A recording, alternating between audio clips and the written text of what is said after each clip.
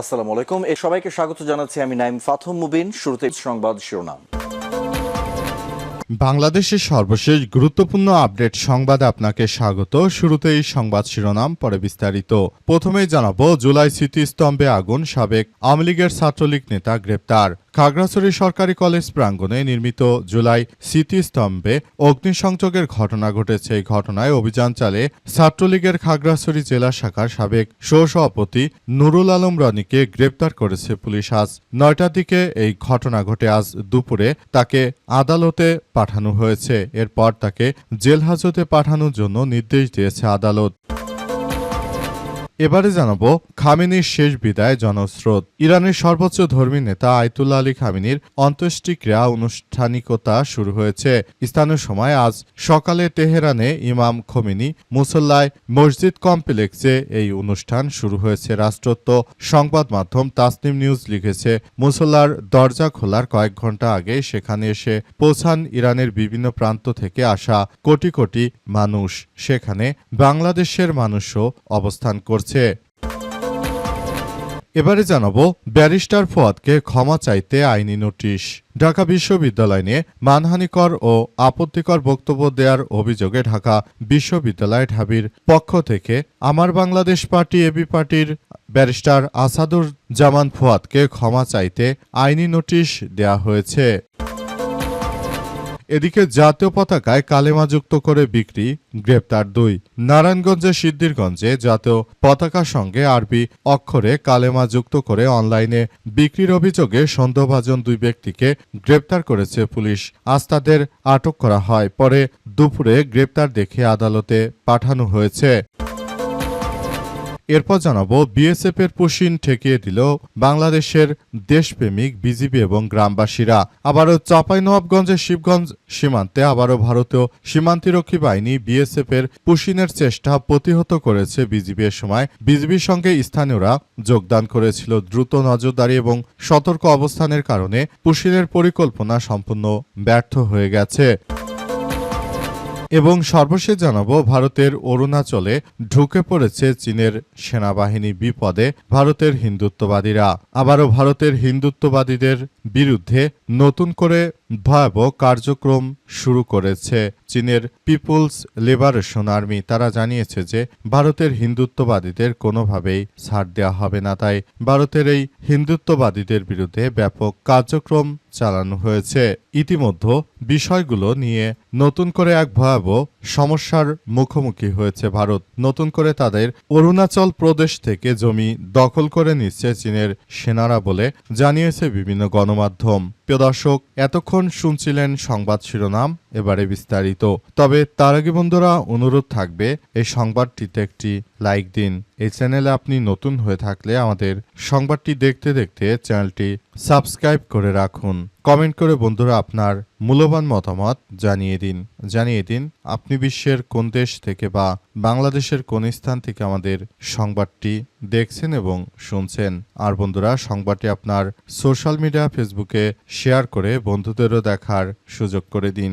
গাজা যুদ্ধে আপনি যদি নিরীহ ফিলিস্তিনিদের ভালোবেসে থাকেন বন্ধুরা, কমেন্টে ইয়েস লিখে পুরো বিশ্ববাসীকে আমাদের এই তাজা আপডেটটি দেখার সুযোগ করে দিন। এবারে বিস্তারিত।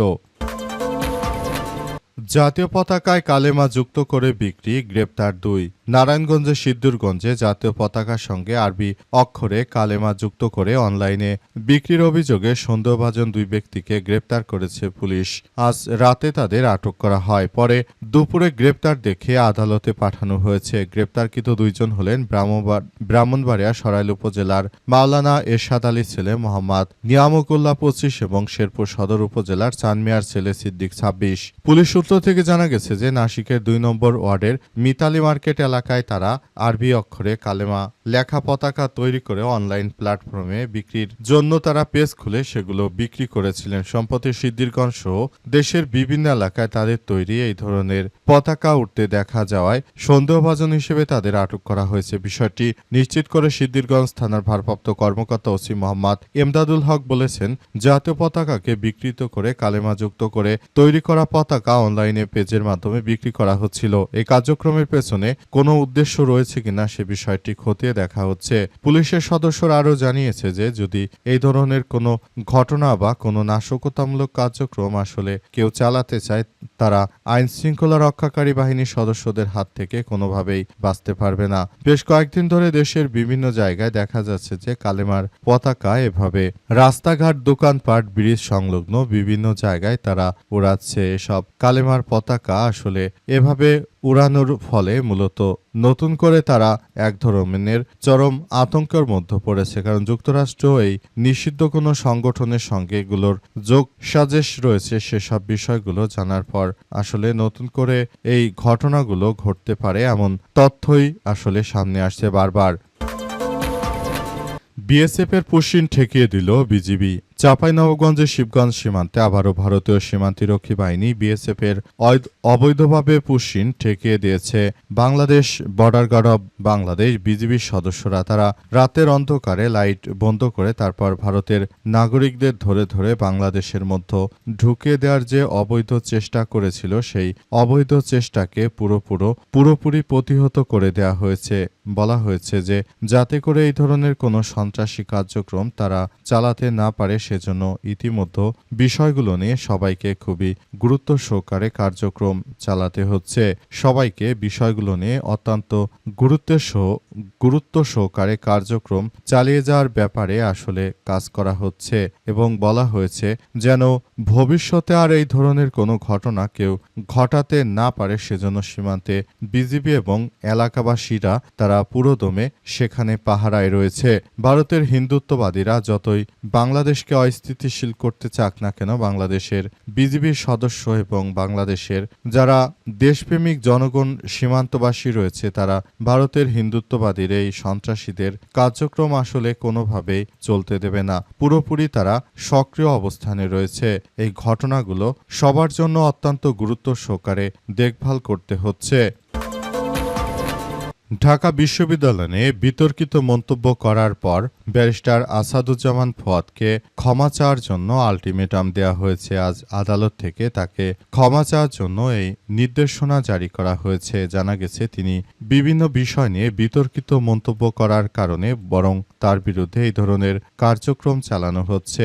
অনেক জায়গায় বিভিন্ন সময় ব্যারিস্টার আসাদুজ্জামান ফুয়াদের বিরুদ্ধে বিষয়গুলো শোনা যাচ্ছিল।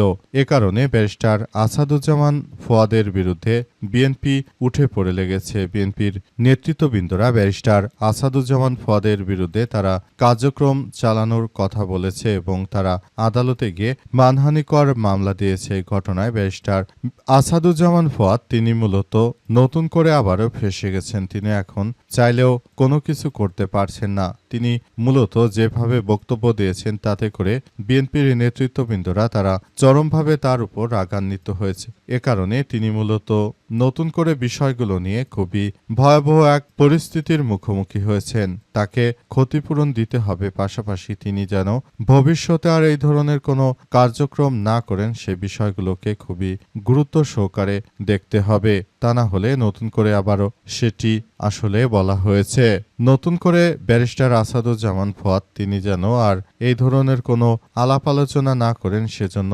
ছাত্রদলের নেতা নাসিরউদ্দিন নাসির তিনি প্রকাশ্যে ব্যারিস্টার ফুয়াদকে তিনি ক্ষমা চাওয়ার আহ্বান জানিয়েছেন। তিনি বলেন, ব্যারিস্টার আসাদুজ্জামান ফুয়াদ তিনি যে ধরনের মানুষ তাকে অবশ্যই ক্ষমা চাইতে হবে, তা না হলে তাকে কোনো ছাড় দেওয়া হবে না। তবে শেষ পর্যন্ত পরিস্থিতি কোন দিকে যায় সেটি দেখভাল করতে হবে। জুলাই স্মৃতিস্তম্ভে আগুন, সাবেক ছাত্রলীগ নেতা গ্রেপ্তার। খাগড়াছড়ি সরকারি কলেজ প্রাঙ্গণে নির্মিত জুলাই স্মৃতিস্তম্ভে অগ্নিসংযোগের ঘটনা ঘটেছে। এই ঘটনার অভিযান চালিয়ে নিষিদ্ধ ঘোষিত ছাত্রলীগের খাগড়াছড়ি জেলা শাখার সহসভাপতি নুরুল আলম রনিকে আটক করেছে পুলিশ। আজ রাত ৯টার দিকে এই ঘটনা ঘটে। তবে স্মৃতিস্তম্ভে লোহার তৈরি হয় এবং দ্রুত আগুন নিয়ন্ত্রণে আনায় বড় ধরনের কোনো ক্ষয়ক্ষতি হয়নি বলে জানা গেছে। আজ ভোরে জেলা সদরের সবুজবাগ এলাকায় অভিযান চালিয়ে নুরুল আলম রনিকে আটক করা হয়েছে। এদিকে অগ্নিসংযোগের 43 সেকেন্ডের একটি ভিডিও সামাজিক যোগাযোগ মাধ্যমে ছড়িয়ে পড়েছে। সেখানে দেখা যায় মুখে মাস্ক পরা আওয়ামী লীগের নেতাকর্মীরা তারা জয় বাংলা স্লোগান দিয়ে তারা জুলাই স্মৃতিস্তম্ভে আগুন দিচ্ছে। এই ঘটনায় আসলে পুরো পরিস্থিতি কোন দিকে যাবে সেটি এখন পর্যন্ত বোঝা যাচ্ছে না। বাংলাদেশে বর্তমান আওয়ামী লীগের সরকার তারা ক্ষমতায় না থাকলেও ভারতে বসে দেশের বিরুদ্ধে নানাভাবে বিভিন্ন অভিযান চালাচ্ছে। তারই অংশ হিসেবে তারা ছাত্র জনতার এই জুলাই গণঅভ্যুত্থানের যে ঘটনাগুলো রয়েছে সেগুলো আসলে তারা কোনোভাবেই মেনে নিচ্ছে না। ছাত্র জনতার গণ অভ্যুত্থানকে তারা একটি জঙ্গি আন্দোলন বলে অভিহিত করছে এবং দেশের বিভিন্ন জায়গায় তারা মোটামুটি কথা এই ধরনের কার্যক্রম অব্যাহত রেখেছে। তারা এমনভাবে কার্যক্রম চালাচ্ছে যেটা দেখে মনে হচ্ছে সারা দেশেই এই ধরনের ঘটনা তারা হরহামেশে আরও বাড়াবে, কিন্তু পুলিশের সদস্যরা সক্রিয় থাকার কারণে তারা আসলে সেভাবে সুবিধা করতে পারছে না।